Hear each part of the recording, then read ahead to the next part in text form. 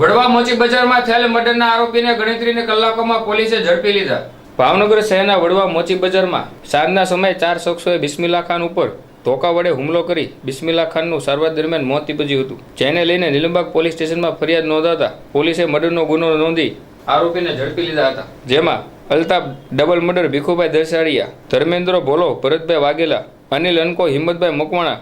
અને વિપુલ ઠૂઠો, અમુલભાઈ કંડોળિયાને ગણતરીની કલાકોમાં નીલમબાગ પોલીસે ઝડપી લઈ ધોરણસરની કાર્યવાહી હાથ ધરી છે।